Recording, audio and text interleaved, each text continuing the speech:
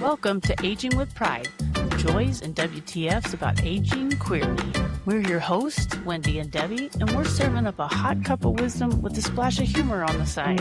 Think of us as your guides through the wilderness of aging queerly. So settle in and join us for episodes that prove that the best chapters of your life might just be the ones that you're writing now. Hello there. Welcome to the Aging with Pride podcast. My name is Debbie and my pronouns are she, hers. I'm Wendy, she, hers. And we thought it would be fun to just get together, just Wendy and I, and do a quick episode on Pride since it is the month of June. Yes. What do you think about that? I love it. Okay. Pride, it's Pride every day. It is Pride every day, and June is this very specific month, though, where communities gather and Pride Fests happen all over the world. It does. Now it does. Now it does. You're right about that. It wasn't always like that. Maybe we should start there. We should start there. Why we ended up in June with Pride. Yes. And we were in the hottest month of the year. Please, one of them, depending where you're from, that's for sure. And this isn't going to be a deep dive into the history. No. But just for people who may not remember or might not know that Pride really didn't start or look like, I should say, what we have today, what most Pride festivals and Pride parades look like today. It really started as a protest. It was a protest. It was a riot, actually. It was a riot at the Stonewall in, I think it was June 28th, 1969. And what I think is interesting is everyone, well, not everyone, but you read a lot or you hear from people who for whatever reason think that's when it started. That's when the protest started, but they started long before then. That was just probably one of the biggest, one of the most public, one of the ones that went on for as long as it did and did change the course of history. Do you remember your very first Pride? Well, my very first Pride in Denver. Your very first Pride Fest that you attended? Yes. When was it? Right after I came out in the late 80s in Amarillo, Texas, which is the middle of the Bible Belt, and you were afraid to be known for who you really are. And it was really just a gathering in the park. There was no sponsors. It was a potluck. Everybody brought their food. Wait a second. This is where I'm starting to get nervous and a little bit of sweating. A potluck in June in Amarillo outside makes me nervous. So here's the difference. Deviled eggs or any mayonnaise. We are past 50 now. Yes. That kind of event in June sounds terrible to us. It does. However, we were in our very young 20s and you don't really care about that stuff. I know it's interesting because the foodborne illness situation would be right now. I couldn't even manage that. So I'm just trying to piece it together. Hot, humid food, potluck, all the things. Potato salad. Love it. Love it all. Okay. Yeah. So probably more alcohol, less water, all of the things. That's how it goes. So how many people, if you remember, were at, the first few Prides that you attended? Not even 100, maybe. That was such a different, it's not really a different time. We were very much in a scary time now, but people weren't out then. So it wasn't publicized. It was just a bunch of us kind of undercover each other because we didn't even have email or text, right? Right. You didn't have cell phones either. No, we didn't have cell phones. This was landline communication. We met at the bar and wrote a message on the mirror. Yes. Yeah. Okay. Yeah. You did? No. Okay. So you all gather. It's not a very public display of pride, is what I'm gathering that you're saying. Okay. Yeah. Wow.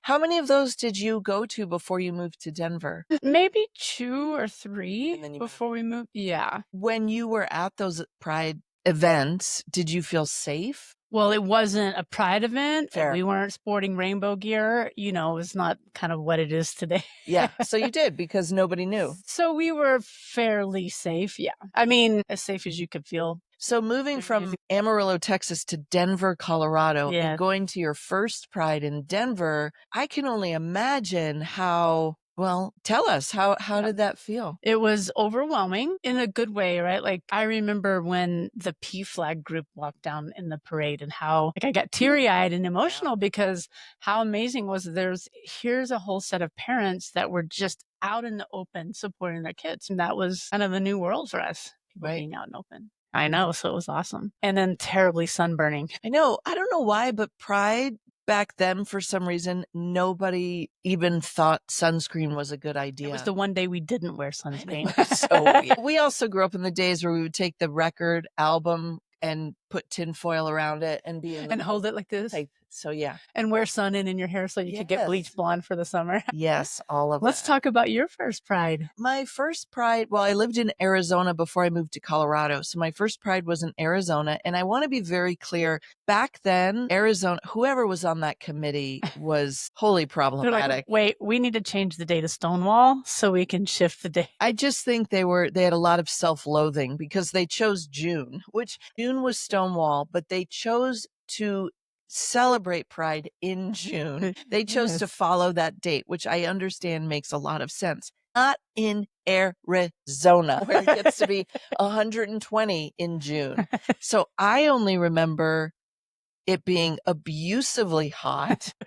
And like you said, who was drinking water at the time, right? I had like 4 ounces of water and 72 alcoholic beverages. Exactly. The water was from when you brushed your teeth that morning.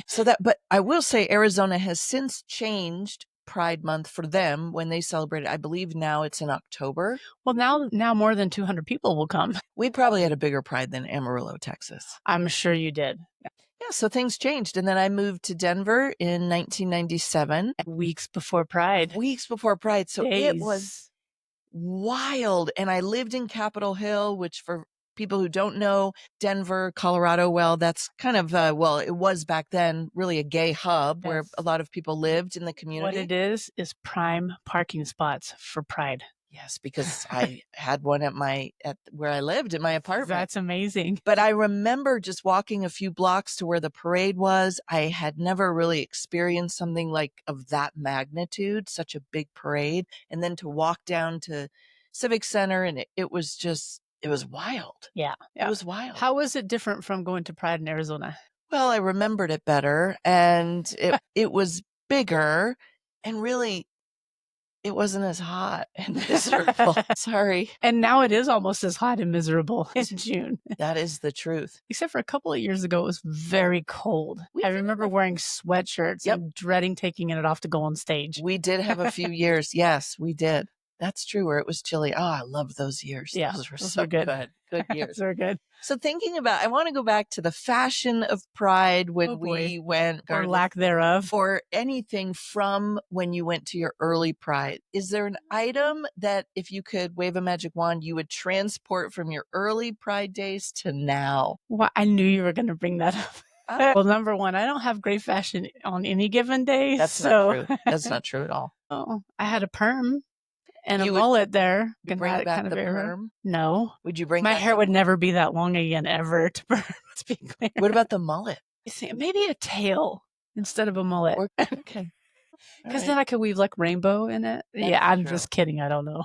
I would bring back cargo shorts. I hate to tell you this, but cargo shorts are still in fashion for lesbians. Well, then I need to go immediately to the mall after we record this. I remember wearing cargo shorts. I may have a pair you could borrow. But I love that. And why I love them now is because as more of a femme lesbian, and that's debatable to people, I get it, but whatever. That's not debatable. Okay. Don't say it like you're angry. No, I'm not. There was a lot of aggression in that yes, and it made me nervous. What does this mean? I just want to point out here. Those are only 2 lipsticks. This is just for recording purposes. I think it's debatable because there's an extra pair of earrings over there too as well. You don't know what shade you're going to need. Okay, let's be clear. Well, that debate is over. So if I will go buy cargo shorts, but I would bring them back because I remember wearing them. And now if I could carry 6 lipsticks in my shorts and an extra pair of earrings for the day, and then my credit card and some cash, all the things I need. The 4 readers. My gas X, the 4 readers. Yes. So the reasoning behind the cargo shorts would be just squirrel. Why you would bring them back. Absolutely. It's just, I don't have to carry a bag. No, you don't need to put your drill in the side pocket. I don't even know what that means, why people would do that. But anyways. What did you wear to your first Pride? Do you remember? Or do you have a standout moment of what you wore to Pride? I don't remember what I wore last week or to an event. I don't have a good memory for that, but I will tell you, I remember spending way too much time worrying about what I was going to wear. That I know for sure, because back then you think if I look this way, all good things will happen and I'll find my good person. things. Everything is good. So I don't remember what I wore, but I do remember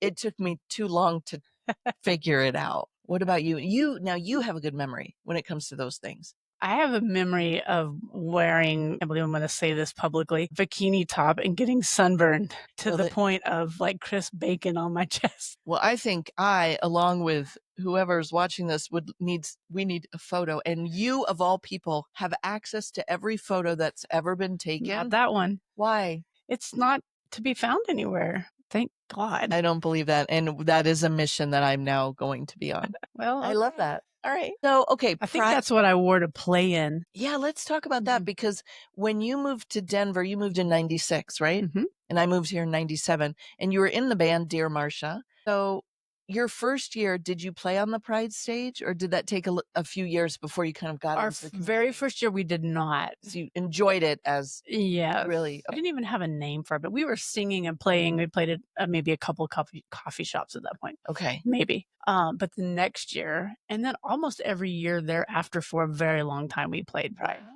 But they had a little different setup back then, right? There was an acoustic stage, and there was the main stage, and there was a country stage, and there was Yeah. Now I feel like a lot more live music back then than there is now. It's kind of a bummer that that's changed. Yeah. And, models change and setups change. There's no judgment. But now they have the Latin stage area, which is amazing. Mm-hmm. They have Dance World, which is amazing. So you played one of the stages from that moment forward. That year, we played the acoustic stage. We didn't have a band at that point. We were a baby band. And what was that like? Well, we thought it was the bomb diggity. We were like, oh, this is awesome. Of course it was awesome. Bikini top with some black, probably Levi jeans and some Doc Marten boots. I'm sure that's probably what was worn. Absolutely, yes. Maybe some tie-dye is somewhere in the mix. I'm not sure where, but yeah. Knowing you, probably yes. You still have a tie-dye shirt. I do have a tie-dye shirt. I'm still going to look for that bikini top photo. But I remember one year on the main stage, I wore blue pleather pants. How did you not overheat? I don't know. Well, your memories going back to that time when you were playing in Pride and you'd moved and you'd, kind of immersed yourself into the Denver queer community. What's something that you remember from those days that you loved about the whole Pride experience? And what are some things that you maybe didn't love? Gosh, well, I think back then too, especially coming from a very closeted space, just to walk around holding hands, being whoever you were, knowing that you were protected from the Bible protesters on the street, right? Coming from such a Bible-driven state. Yeah, just the openness of it all. Pride is a different experience when you're in your 20s than when you're older. It just is. Let's talk about that, because this whole podcast is for people who are aging queerly. Mm-hmm. So there are a lot of people who are probably in our age demographic, maybe a little bit younger, a little bit older. Many still go to Pride. They love it. What have you noticed has changed about your experience or how you embrace or view Pride Fest as you age? Well, I've noticed there's not nearly enough porta potties. Fair. Well, I think it's become so commercialized now. And, it's a party. Mm-hmm. And when you're in your 20s and you're younger, that's, part of the whole experience. Yeah. And when you're older, it's let's go early. Let's get home. Let's find a good parking spot. It's just a different experience. Yeah.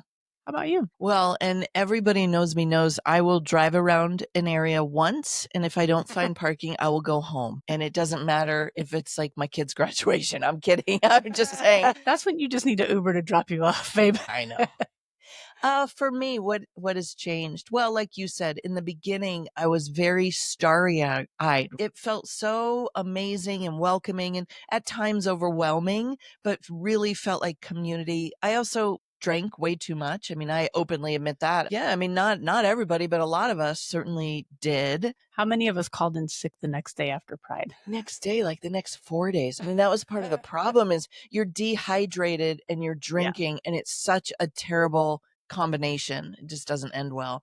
So for me, I feel the same way. I've noticed it has become a lot more commercial, a lot more corporate sponsors.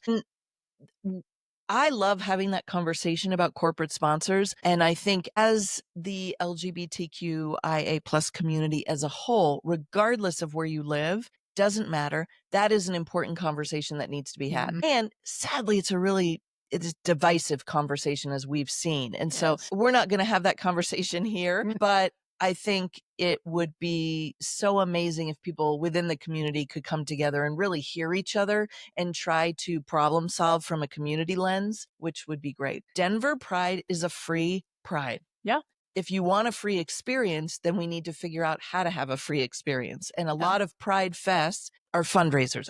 So what's changed for me as I've gotten older is I don't drink anymore. And so that changes just how I move through Pride Fest and what I notice and my tolerance for other things. 100%. I think there's no judgment for people who drink. I think, although I always tell people, please remember to stay hydrated. There's nothing that ruins your Pride Fest more than ending up in urgent care because you're dehydrated. So, well, and Pride is so alcohol driven, right? Just the main sponsors are all alcohol, and every activity around it is alcohol driven. Yeah, that's, and actually, we talked about, we're going to do an episode about being sober in the queer community and what that looks like and how you manage that. And because, yes, some of the biggest sponsors for many Pride celebrations and Pride Fest are alcohol companies. And so that's an interesting message that you send to people in your community who are sober for whatever their reasons are. And we know that the addiction rate is so much higher in our community. Yes. For many years went as a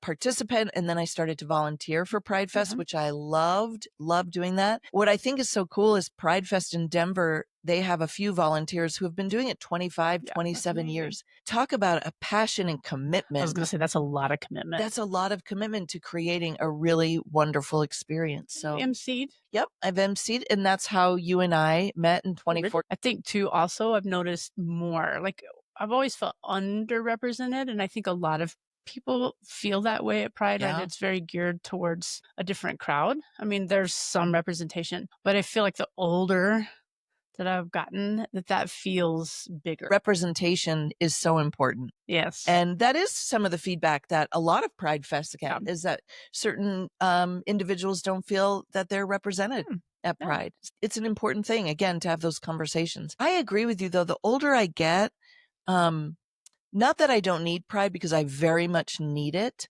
but my drive to be part of a community is less. And I know we joke about, well, because you're tired, Debbie, and you like to be in bed by 7:30. While those things are all true, it's just a different desire. If you could design senior Pride or aging Pride, what would that look like? I love that question. There would be areas which I maybe do exist in Pride that are in the shade all day long, that have very comfortable chairs with recliners maybe as well. You know, easy access to really healthy food, a more quiet area where you can really gather in a smaller community and talk. And it also, what's beautiful about communities and Pride Fest, what I see is, and you brought this up a little bit, it's not just one experience that's happening over the weekend. There are so many things going on that are Pride related that you really can find something that feels right for you. The thing that we've always talked about is, yes, Denver Pride is the biggest Pride Fest in the entire Rocky Mountain region, 150,000 plus. I think it's one of the bigger ones in the U.S. It is. I think it might be the third largest or something like that. But there are probably 20 or more, right around 20 smaller Pride Fests that happen in Colorado. And that's, for me, I find that those feel a little bit better. I can navigate them a little bit easier. And well, they feel, to me, the smaller prides feel more community driven, right? Like they're really truly where our community is going to come out. We're all going to support each other. It's almost a different mission, if that makes sense. Yeah. I feel like the communities raise funds to have that event as opposed to it being a fundraiser. Yeah. Interesting point. Yeah. And I think, I don't love, and a lot of people don't like big crowds. Maybe you just can't or choose not to be in that type of an environment. Finding a space that works for you and you can still celebrate Pride is so important and necessary. Well, then ideally it should be in the fall. Okay, now we're talking my language. When the leaves are changing, yes. It should start like at 10 a.m. with a nice brunch-ish situation. Well, that could work. I'm an early bird. You mean if you want to start it at 6:30 a.m.? Well, we could. And then we're done by 2? I'm fine. 1:00 even. And really, if you really want to have a great Pride, you make it where you end at Costco. Or should you start at Costco so you can get all your supplies for the day? That's not a bad idea. Yeah, thank you, Costco, for not abandoning what you know Pride. is right. I appreciate that. I'll break out into my interpretive dance and the song that I've written for Costco at the end of the show. I can't wait. We're going to need So you to bring your excited. guitar. We don't have the guitar. That's why. Darn. So Pride used to be, obviously, in the early days when it was a protest and a march before it became this really big parade and corporate sponsors and grew to the capacity that it's grown. It was more politically charged. It was, yes. And there are a lot of people in the community who still feel very passionate that it should be a protest. Yeah. What are your thoughts on that?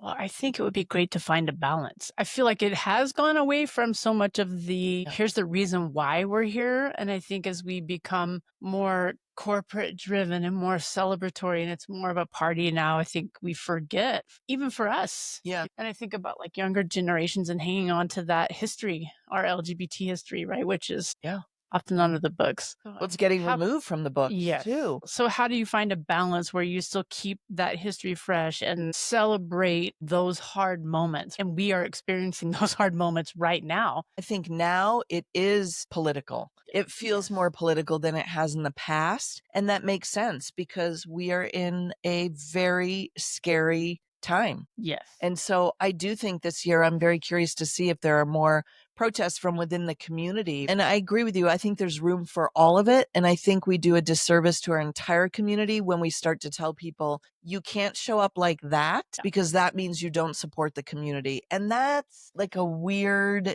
I don't know what that's called when you...